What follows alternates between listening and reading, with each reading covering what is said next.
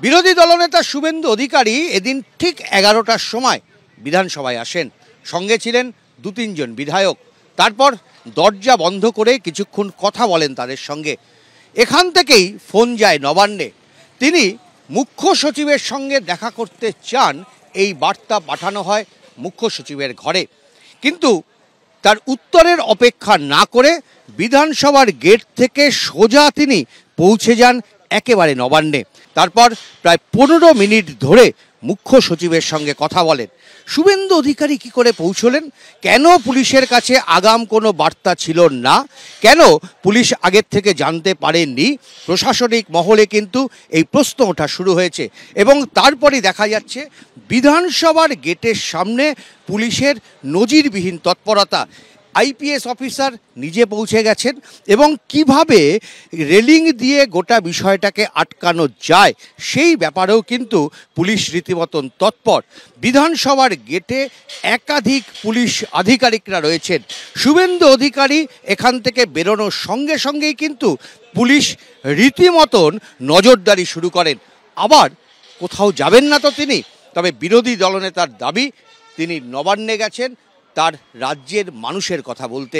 ফলে তিনি নবান্নে গিয়ে কোথাও কোনো ভুল করেননি। ক্যামেরায় সৌরভ পালের সঙ্গে উজ্জ্বল মুখোপাধ্যায়, এবিপি আনন্দ, কলকাতা।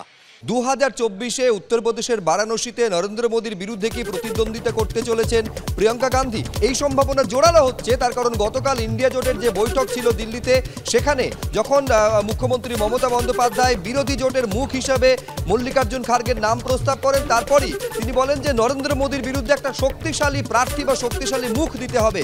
সূত্রের খবর তখনই উঠে আসে প্রিয়াঙ্কা গান্ধীর নাম, এবং সেই প্রিয়াঙ্কা গান্ধীর নাম যখন উঠে আসে তখন এই সম্ভাবনা জোরালো হচ্ছে যে তাহলে 2024-এর লোকসভা নির্বাচনে উত্তরপ্রদেশে কি নরেন্দ্র মোদী বনাম প্রিয়াঙ্কা গান্ধী হতে চলেছে। আপনারা জানেন যে 2014 লোকসভা নির্বাচনে বারাণসীতে মোদীর বিরুদ্ধে প্রার্থী হয়েছিলেন অরবিন্দ কেজরিওয়াল।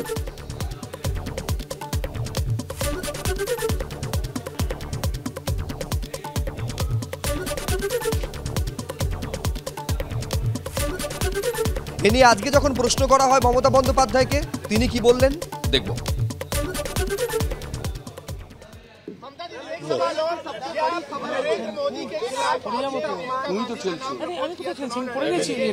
मैं आपको कहेंगे जो मेरे को कहना था मैंने कह दिया। प्लीज आप लोग अच्छा रहिए। मेरे को शुभकामना है नए साल के लिए और मेरी क्रिसमस, मेरी क्रिसमस। ফলে বুঝতে পারছেন যে এই সম্ভাবনা জোরালো হচ্ছে 2024-এ মোদীর বিরুদ্ধে প্রার্থী কি হতে চলেছেন প্রিয়াঙ্কা গান্ধী। জোরালো হচ্ছে এই কারণে গতকাল ইন্ডিয়া ব্লকের অর্থাৎ ইন্ডিয়া জোটের যে বৈঠক ছিল, চতুর্থ বৈঠক ছিল দিল্লির অশোকা হোটেলে, সেইখানে যখন মুখ্যমন্ত্রী মমতা বন্দ্যোপাধ্যায় এই কথা বলেন যে নরেন্দ্র মোদীর বিরুদ্ধে শক্তিশালী প্রার্থী দিতে হবে ইন্ডিয়া জোটের প্রার্থী হিসাবে, তখনই সূত্রের খবর তখনই নাম উঠে আসে প্রিয়াঙ্কা গান্ধীর। ফলত প্রিয়াঙ্কা গান্ধীর নামের ওপর সর্বসম্মতি তৈরি হয় কিনা এবং শেষ পর্যন্ত মোদী বনাম প্রিয়াঙ্কা গান্ধী এইটা দেখা যায় কিনা, নিঃসন্দেহে সেদিকে নজর থাকবে।